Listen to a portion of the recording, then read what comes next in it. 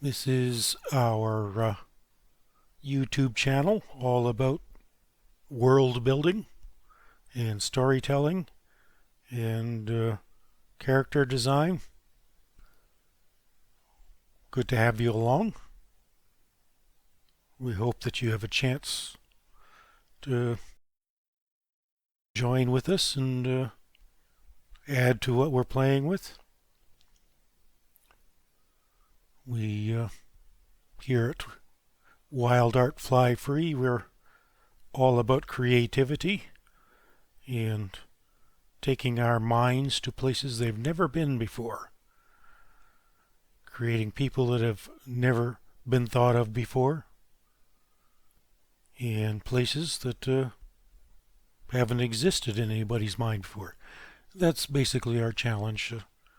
Think thoughts that nobody's ever thunk before. Today, a goblin walks along a path. Okay, during this video, we will first we will start by reviewing what we did on the previous videos. We've only actually done one video before. This is just our second video, but we have a little bit to review. After we review, we have announcements about what ideas we've come up with since our previous video. We look through the comments and suggestions that people make and our own ideas, and then we just come up with some new ideas, and after that, that's when we get to today's events, which includes a goblin walking along a trail. Yes, we mentioned his name is Eeks, but maybe I jumped the gun with that. We'll see if we got anything else that happens today that we haven't come across yet. And so after we talk about what's happening in today's events, then the fun begins, because that's where we invite everybody to join in. We're going to brainstorm and speculate about how today's events tie in with everything else we know about our world, and come up with as many wild and crazy ideas as we can, with your help, of course. So,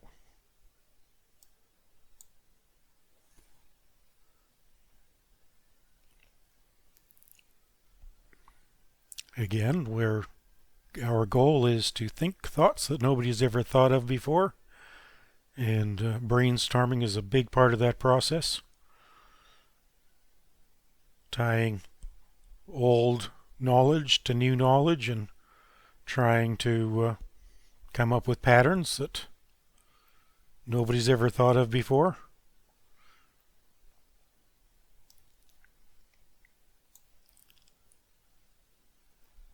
So just grab whatever treats you have, or any soft drinks you like, or tea, whatever you enjoy, and just come along for the ride. This isn't a quick process, but hopefully it's a relaxing process. So we are Wild Art Fly Free, and we are all about creativity.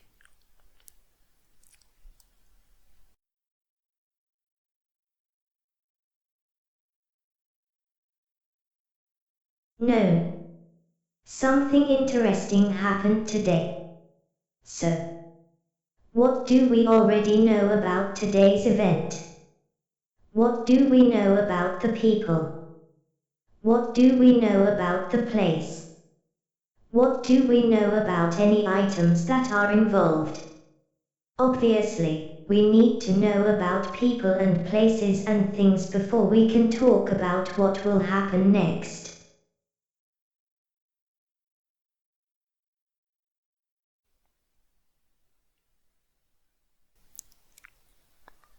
And all right, thank you, Owl. And now we're getting into a review of what we have learned on the last video that we did, which is also the first video we did, the most recent video we did. We're number 2, but we're going to review number 1. We have found a mining village named Swanford. That's the name of our village. Is in where you cross the Swan River, probably. Swanford.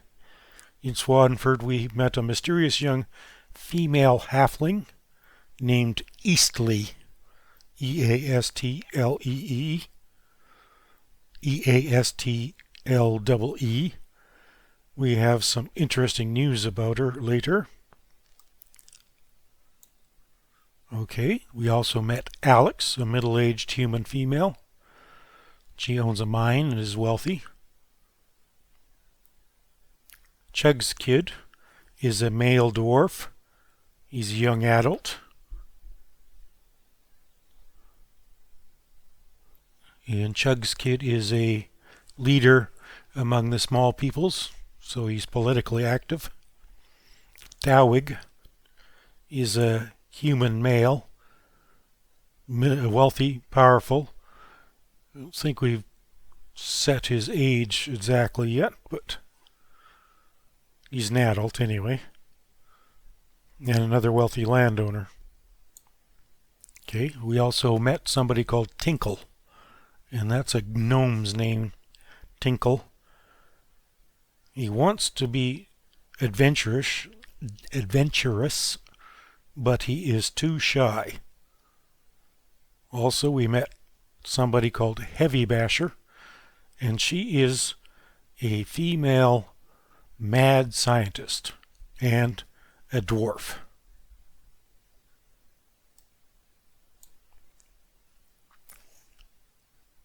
And we also had a look around in Swanford in our imaginations. We saw Otterby, the Otterby. It's the local tavern, not a very large tavern, about 6 tables altogether. Then there was Dick's Sticks Supplies, the local hardware store. And Swanford has a fair population of smaller people like gnomes and halflings, so Swansford has rooms just for small people, and they are at a place called Glug Rooms. Glug, Glug Rooms. And apart from that, there are some tunnels underneath Swanford, and the Swanford tunnels have a name. They are called Mary Sunder. And we also learned a few more places than that, but that's enough for today's review.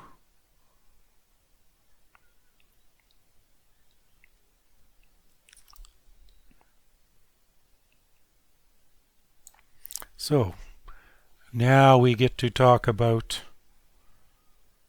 new facts. What we thought about the old facts, what we already knew, and we read any comments we could find and brainstormed what we could think of, and so now we have some new facts to add to the facts we just learned.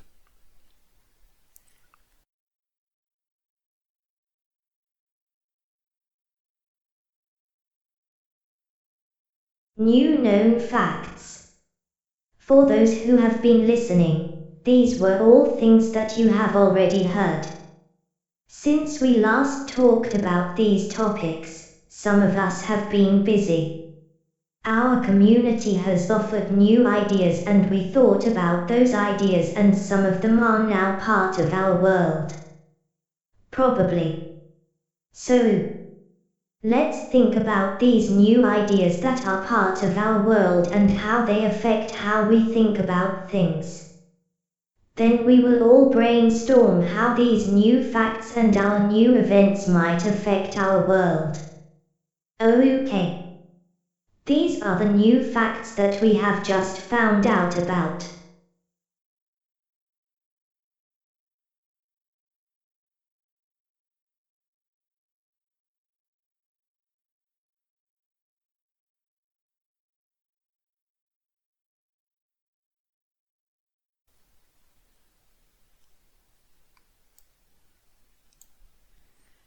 So Alex and Dowig are both human wealthy landowners. We know that.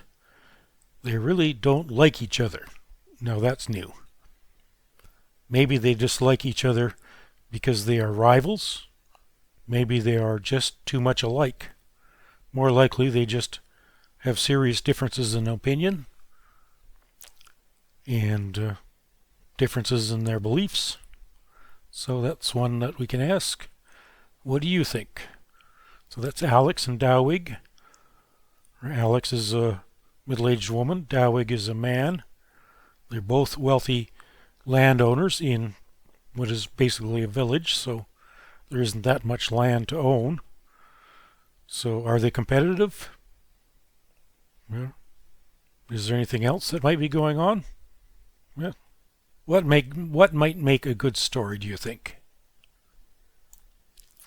Next, remember we learned about Tinkle, the gnome, who is shy, but he wants to adventure.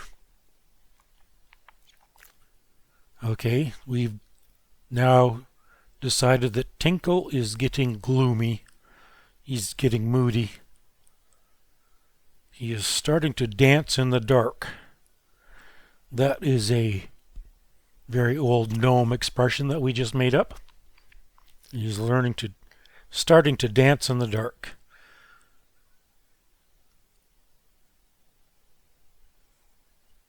So, getting moody and gloomy. You need some adventure. Also, we went to visit with the mad scientist, Heavy Basher, right? The female dwarf mad scientist. Okay. Tinkle had gone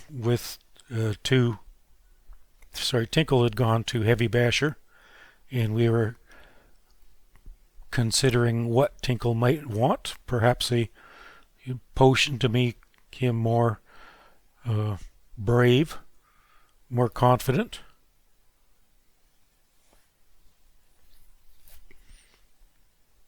But what if he doesn't want to change himself? That's what we're asking you now.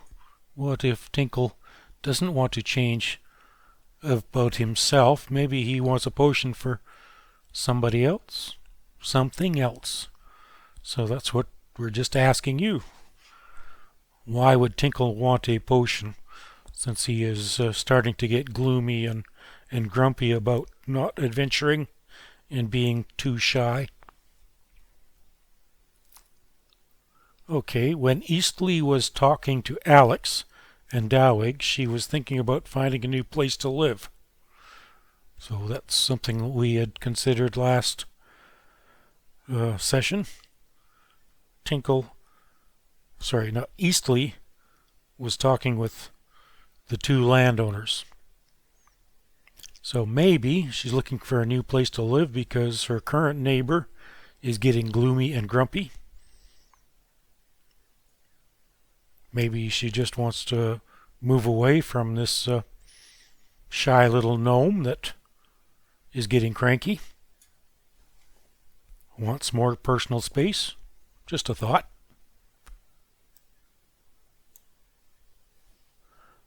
Okay, now I would like to introduce another of our wild art fly free family.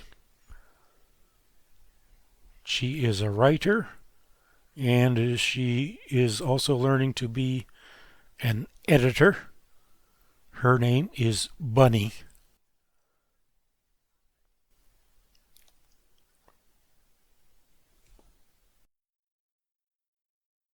Okay, so can we talk about Tweedrill for a minute? We have a character that we are building. The small young lady named Easily has a mysterious past. She is a Tweedrill.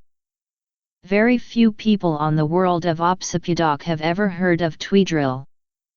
The first information about the Tweedrill that we should know is that the Tweedrill have a strong connection to dragons. Well then, few people on our world have heard of the Tweedrill, although maybe not by that name. Myths, legends, and even rumors have whispered about a group of people that have a special connection to dragons. The dragon community who keep Tweedrill are called the Vitgliv. In a library somewhere there is one Vitgliv symbol that shows dragons looking up to humans that are clearly at a level above the dragons. Okay, so sadly now I must kill some of the magic that is fed by the mystery in the story. The truth about the image of the dragons looking up to humanoids that are shown above them, is that the humans are child actors on a stage. The stage is shown above the dragon audience just because that's how theaters work. If you were ever to suggest to the dragons that they were somehow beneath humans, they would probably belch flames of laughter in your face.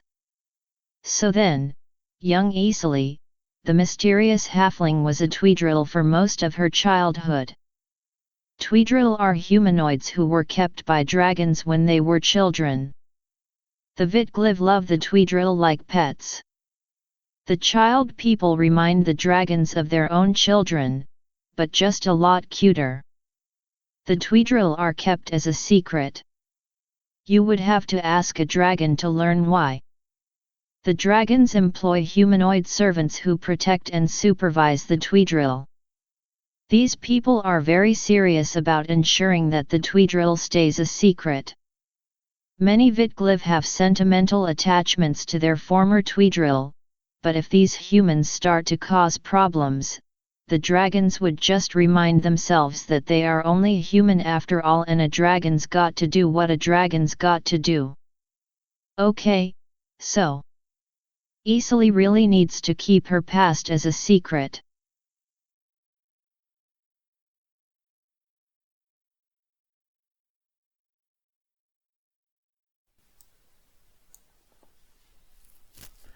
And we need to note that we are brainstorming, while we are brainstorming, one of our rules is that nobody gets to claim ownership on an idea. But if you come up with ideas outside of brainstorming, then you get to say that was your idea. We are public domain though, so if you share an idea with us, you're giving up your copyright. But, well, in this case, Bunny just wanted us to point out that she had an idea.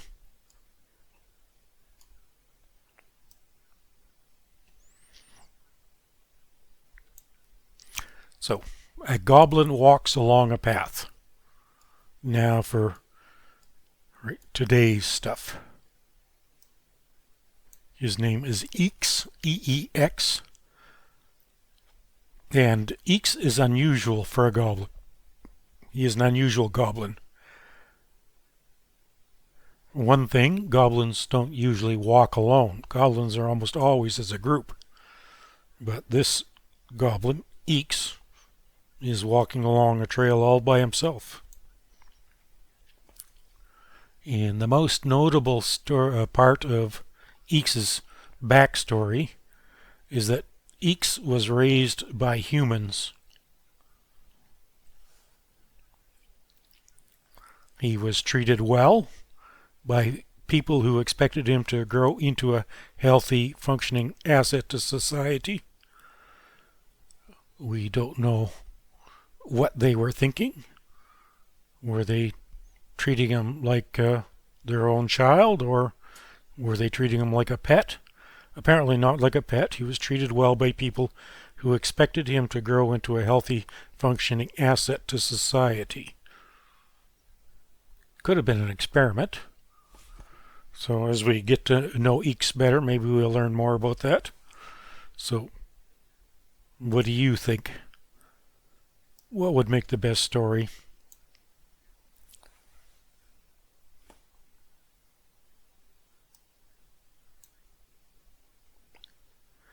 Okay, so while Eeks is walking on a trail by himself, probably going to Swanford, because that would be handy for us. His current quest is to learn what it is to be a goblin. So he was raised by humans, so he may not know very much about his own culture, his goblin culture. He probably knows about his human culture. So there's lots of things to think about there. He knows that he is a goblin, but doesn't have a clue about how to behave like a goblin. To most people, Eeks looks like a goblin, but to goblins, Eeks definitely doesn't look like a goblin. So he doesn't behave like you would expect a goblin to. He probably behaves more like a human. And so again, that's lots of things to think about. How do humans behave relative to goblins, and how do people think about that? How do people feel about that? Are goblins welcomed into polite society? That's something that we get to play with as we move along. We haven't talked about that yet. So what do you think? Should goblins be allowed into polite society? Okay, Eeks is currently walking along a trail towards Swanford. He knows that Swanford is a mining town, and he has heard that goblins often work in mines. He thinks it might be interesting, so it looks like Eeks is thinking about going to work in a mine, or does he just think that's where he might find some goblins because he knows goblins work in mines? We're not clear on that, which of course is opportunities for us to brainstorm.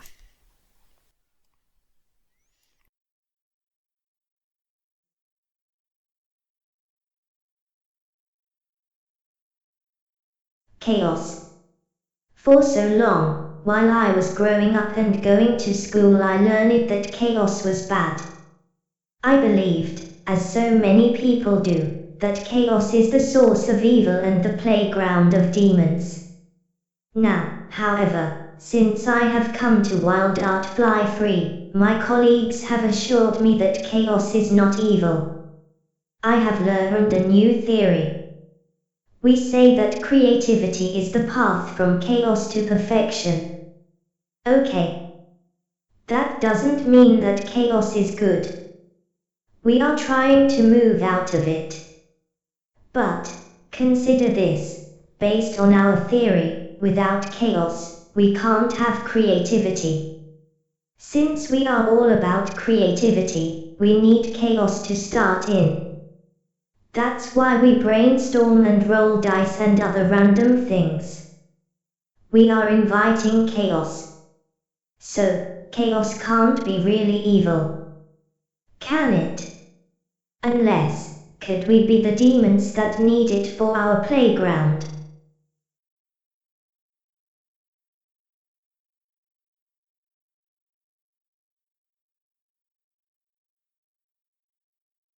So,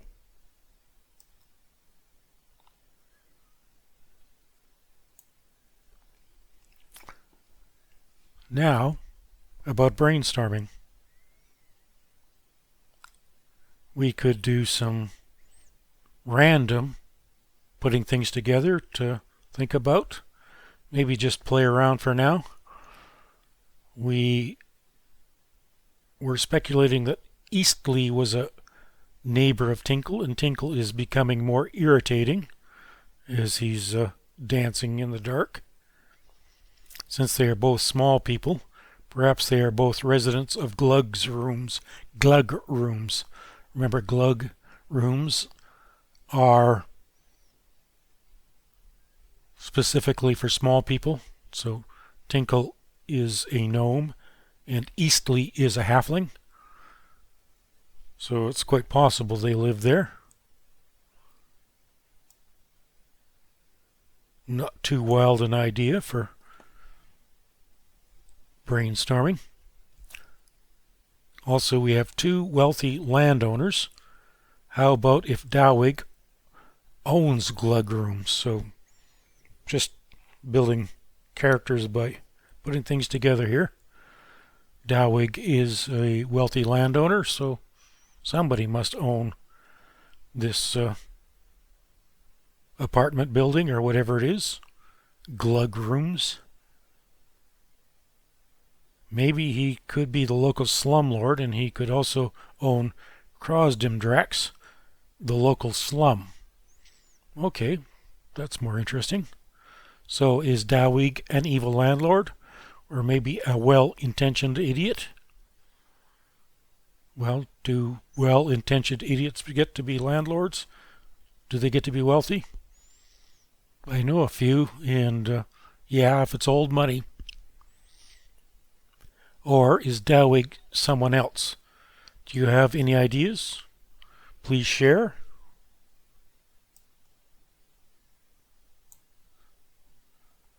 Now we know something about Eastly's past that no one is supposed to know about. Do we need to start watching the sky for dragons? Okay, that's about Eastly being what was the word? I'm blanking.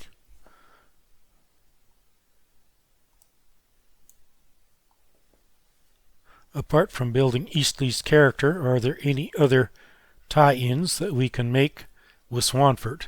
Can you think of any other story ideas that we can play around with that involve dragons who use human children for entertainment?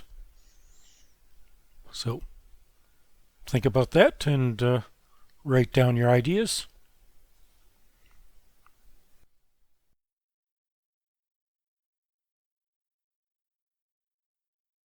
Feeding the chaos. Here at Wild Art Fly Free, we say that creativity is the path from chaos to perfection. So woo-woo. We can't really be creative without some amount of chaos. What should we do when we don't have enough chaos? What if we are building a story and everything falls into place? Should we say, yay, great story? Yes, it might be a great story, but is it a creative story? Well, that is a question that I hope we need to answer sometime. Sometimes, though, we can't think of a good story. We get stuck. That's when we need more chaos. Even if we thought we were done brainstorming, sometimes we need more chaos. How could we randomize our world at that point? Maybe we could add another character that doesn't fit. How about a random event? A big storm or a dam bursting? How else can we add randomness? What else can we do to feed the chaos?